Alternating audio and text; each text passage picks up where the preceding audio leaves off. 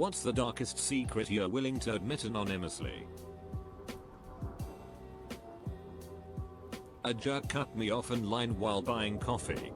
He paid via tap and left the counter without completing the transaction for tip. The person manning the register turned his back for a second. I subtly clicked 25% for the jerk when no one was looking. Too bad there wasn't a custom option for you to put in a cheeky $50.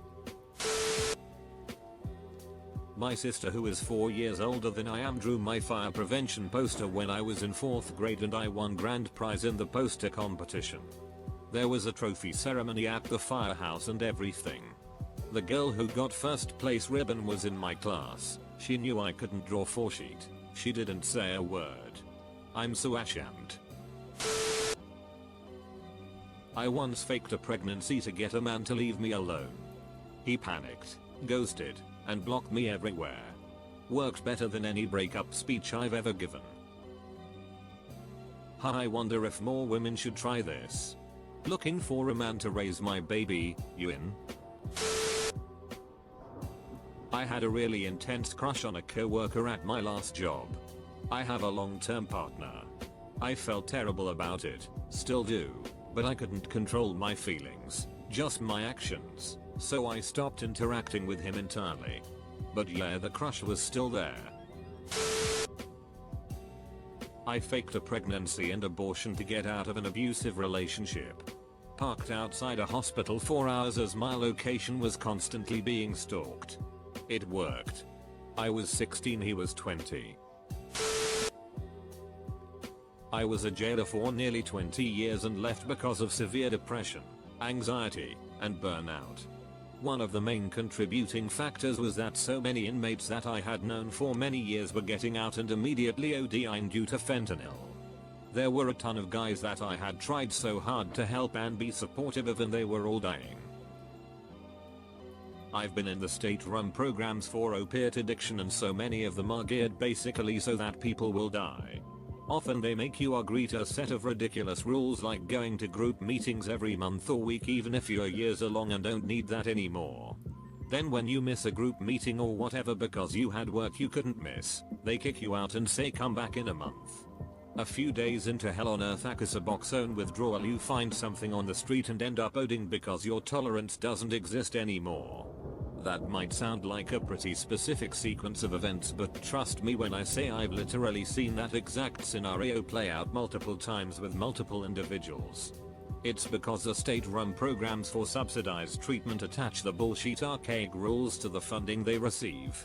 If you could afford to see an addiction doctor in private practice, you have no of those restrictions. In the state programs, the doctors are not allowed to customize the care their patients receive to meet their needs, and instead have their hands tied behind their backs.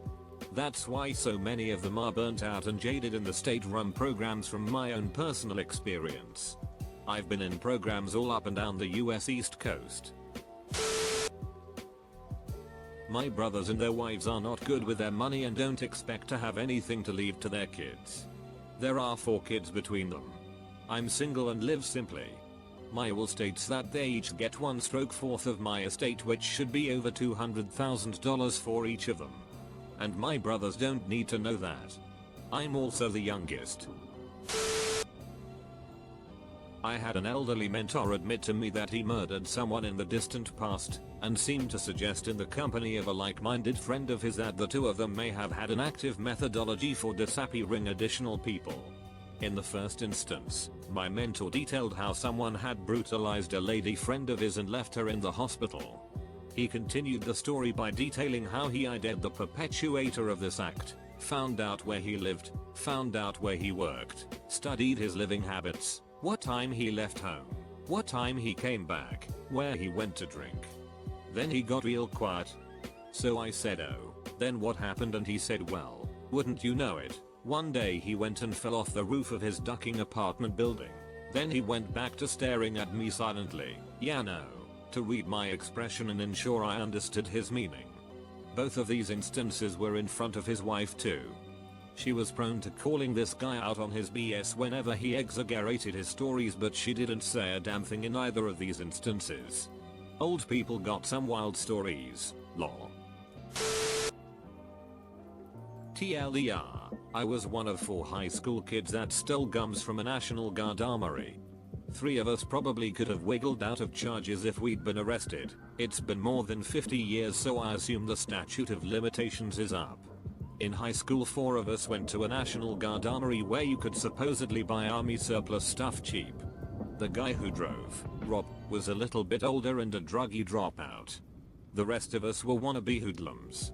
It was Saturday, they were closed. I just happened to try the door and they left it unlocked. We went in and went shopping. They had everything a HS boy would want dirt cheap, like new boots 50 cents. I said let's get what we want. I'd make a list and we'd leave that with the money at the front desk. And we'd lock the door. We were just about to leave. I was doing the accounting when Rob came down the stairs from a second floor the rest of us didn't know existed. The weapons lockup was up there. He had broken into it and had been loading his van with lots of gums. None of us had the gonads to say anything, but I did tear off the bottom of the shopping list that had my name and number. First hour Monday morning I was told to report to the principal's office. I was about to crap my pants the whole way there. The county sheriff was in the office. I just about keeled over dead. There was a prison near the armory. A guard in the tower got Rob's plate number. He told the sheriff who had gone along. The sheriff was pissed. He said that the surplus store was just for service members and don't go there again. And that was it. Not one mention of the gums. Being as how it's the government, they probably never realized they'd been burglarized. I think leaving the shopping list and money might have made us look so trustworthy that they never did an inventory. Before I got married, my then girlfriend at the time cheated on me over a simple argument. She was already 3 pregnant when she finally told me, and she only did that because the person she cheated on me with threatened to tell me himself.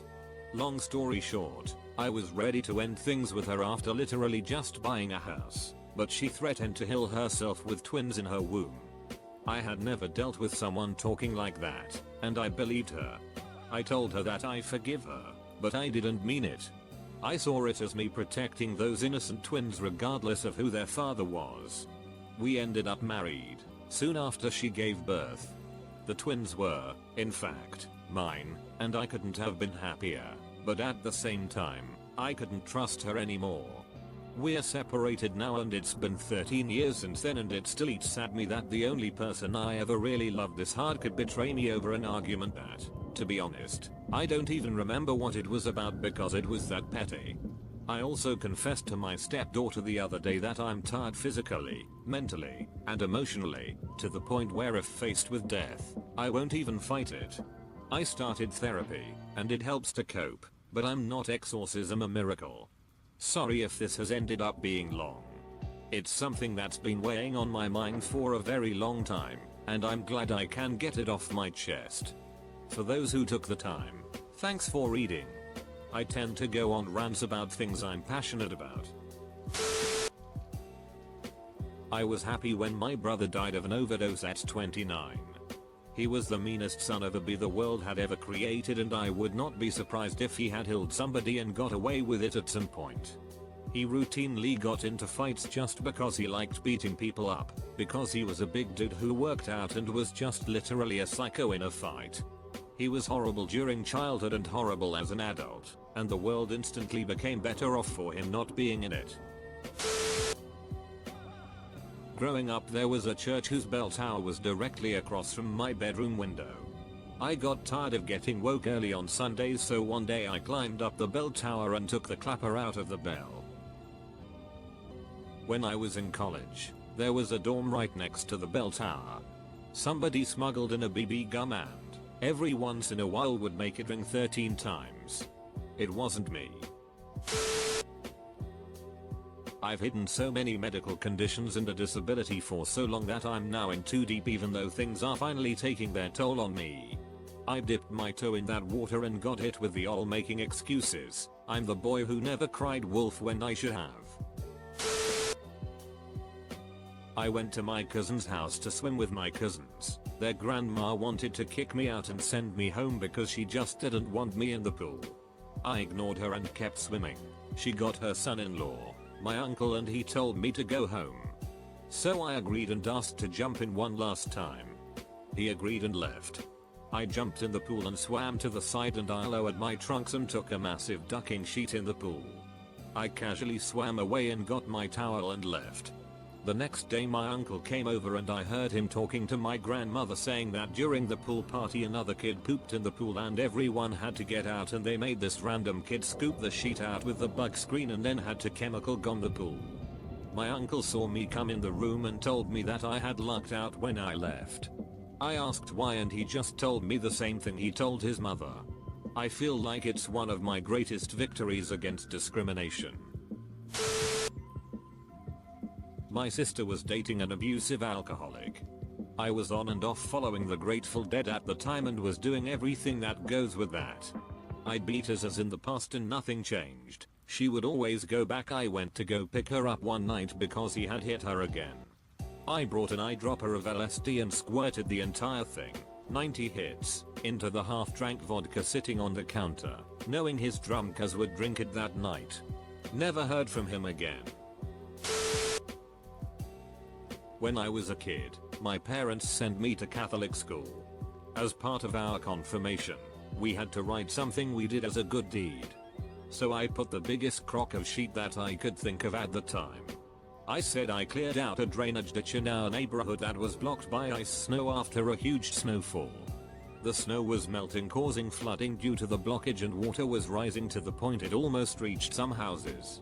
I preceded it by saying some old man came out and said God bless me for what I did. The kicker was the priest read in front of everyone some of the story's deeds during mass the following week. Mine was picked and people were coming up to me saying how proud they were and I am a true follower of God, or some shit like that. My mom and dad took me for an ice cream sundae after that mass. I often thought that my parents knew I was lying and took me for ice cream for sheets and giggles. I'm a remote worker and I work about 25% of the time, and have gotten away with it for 3 years. They don't pay enough for what I do, so I adjust my work ethic to their desired pay level. I used to go above and beyond in my position, but every evaluation I received meets expectations rather than exceeds, so I decided to lower the effort to match the evaluation as well. I was a big introvert in college and lived with strangers in a shared apartment. One time they had friends over and I needed to use the bathroom, but didn't want to walk past them. So I peed in a bottle in my room and just hid it in the closet, uncovered, thinking I was gonna throw it out later. Long story short, I forgot about it. 2 months later I was hooking up with a guy, and as he was about to leave I was drunk and discombobulated, stumbled and tripped near the closet, and spilled the entire bottle of piss that had been sitting there uncovered for 2 months, all because I'm an introvert, dumb, and forgetful. Took 5 days for the smell to dissipate after leaving the windows open, and I didn't bring anyone, even friends, into my room for 3 months after that. To this day, it's the worst smell I've ever come across in my life, and I didn't think it could ever be that bad. I got really good at shoplifting. Like, $2,000 worth of sheet in my bag and a leisurely walk to the exit, smile at the cashier kind of good. I'd only ever take from super rich corporations, which I used to convince myself it wasn't a big deal. I'd take groceries and necessities, but luxury stuff added a thrill aspect. I was absolutely a kleptomaniac and I'm not proud of it. I did it for years and never got caught. After a particularly ludicrous haul I decided it was only a matter of time before I got caught, so I quit while I was ahead. I haven't stolen a single thing in years. I do miss the shoplifting subreddit so damn much. I have 2 I want to share. 1. I feel personally responsible for my mother dying at 59. She was on disability and had state health insurance, so I was pushing her to go to the doctor and get treatment for various ailments. Doctor found a small spot of cervical cancer and suggested a full hysterectomy. Mom agreed to it. I drove her to the hospital that morning. Everything went wrong. He opened her up and did the hysterectomy, but found a tumor on her bladder and took it upon himself to try and remove it. He failed, so I had no choice but to agree to let them out in a nephroscopy tube. When she was wheeled in for this procedure, she had a massive heart attack and was dead for 7 minutes. They brought the body back, but the lack of oxygen was too long and she was brain dead. I blame all of that on myself and the doctor. The only reason he's still alive is because I have people that depend on me that I can't let down. I will carry that weight until the day I die, no matter how irrational it is. 2. I was in the Marines in early 2000s. Deployed twice. Had some disciplinary issues prior to my first deployment. Came back and started drinking quite a bit and ended up in the base hospital multiple times for self-mutilation. AA, outpatient treatment, and then a second deployment. Refused to drink when I got back, so I turned to what I knew from growing up around drug dealers in Southern California my whole life. I got kicked out for drug use 2 days before the end of my contract. I am finally, after seeing a therapist for probably 3+ years now, going after a discharge upgrade and a disability rating from the VA. Even knowing there is legitimacy to all of what I am trying to do, I still feel like an absolute piece of shit for doing it. In both of these situations, it's the guilt that eats me up inside. Self-esteem is solid from the outside, but my self-worth is barely above ground. The only thing that keeps me going is my kids, but they are now all grown and moving on with their lives. Once they are fully independent, I don't know what I'm going to do. They are literally my entire will to continue being a productive member of society. Thank you for coming to my TED Talk. My ex's father and mother both threatened to kill their child if I stayed with her. Their reasoning was, "You are white trash." I am. But I loved them so much. It sent me into a spiral that nearly killed me. The way they handled it, I had no way to report it. Their friends say they are doing much better now. A lot of things could have gone better. I will never forget them, and I had to make the crappy choice of letting the love of my life go so that they didn't kill her. They were probably bluffing, but I didn't want to take the chance on her life. I once faked my death to get a guy's attention. I was 14 and sheltered, alright? I did what I thought I had to in order to get this 16-year-old dude to stop timing with an 18-year-old girl and pick me instead. LMAO in hindsight. Awful idea, because the plan went horribly wrong after my death and I got in so much trouble with my parents when they found out what I did. M22. My ego is high but my self-esteem swings up and down.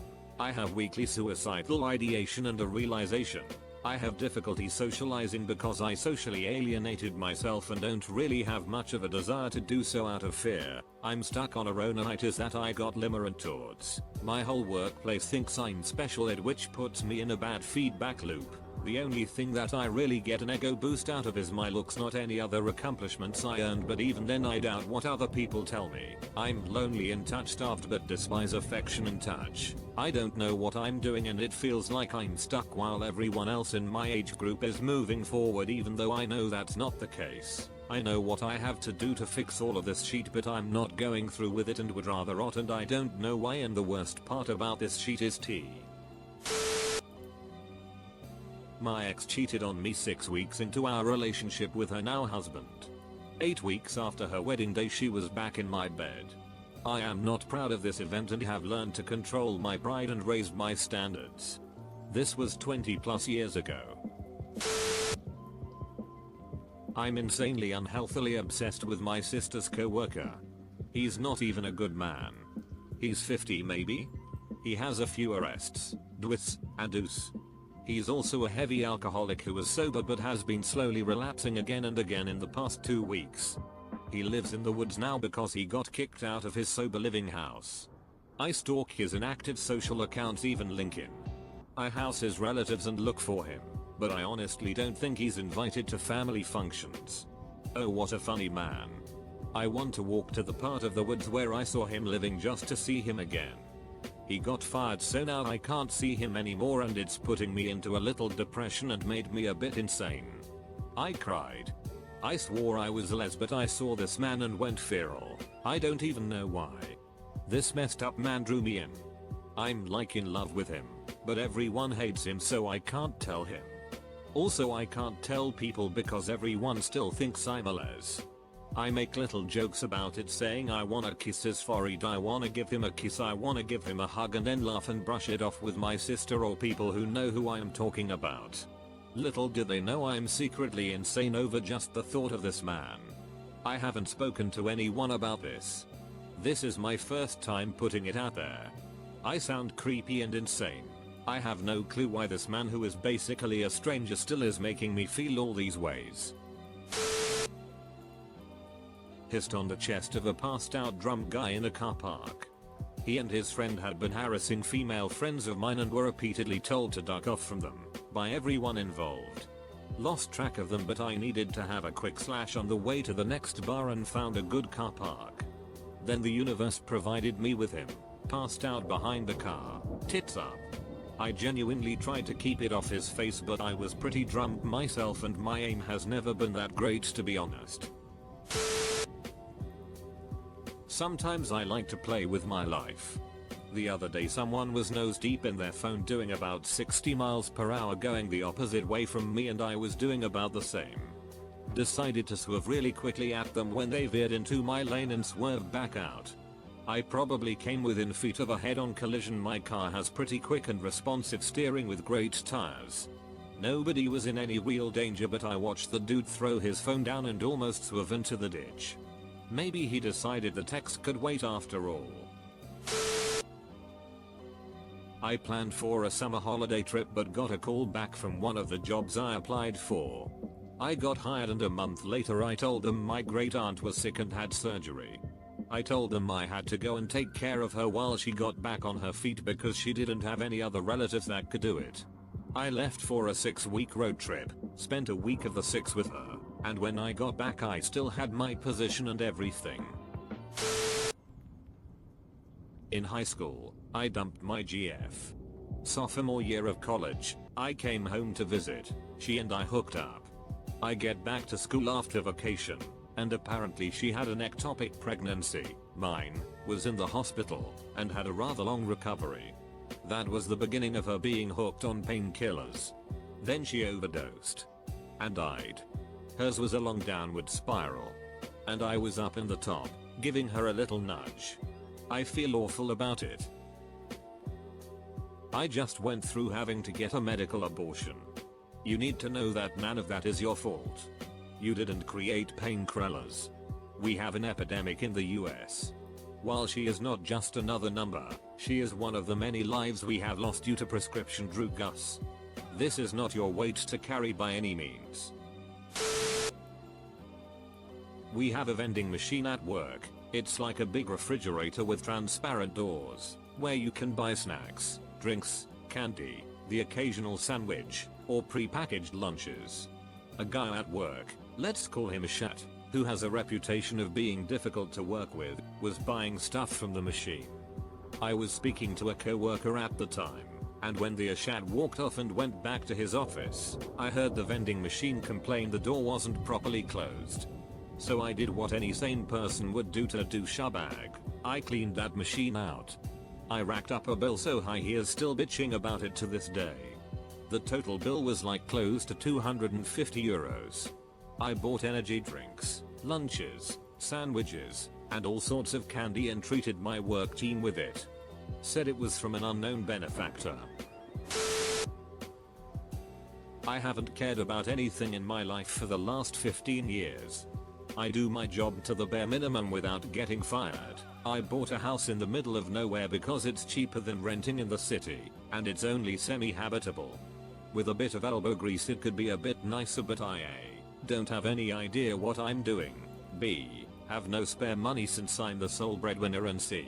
spend any time I'm not working either drinking or smoking and obsessively distracting myself with video games, movies, audio books. I don't deserve any of the stuff I currently have in life, and sometimes I feel like my GF is only staying because I'm not an abuser like her ex, so she thinks that I'm somehow a good man. I haven't got a ducking clue what I'm doing with myself or my life, but I know I'm wasting it.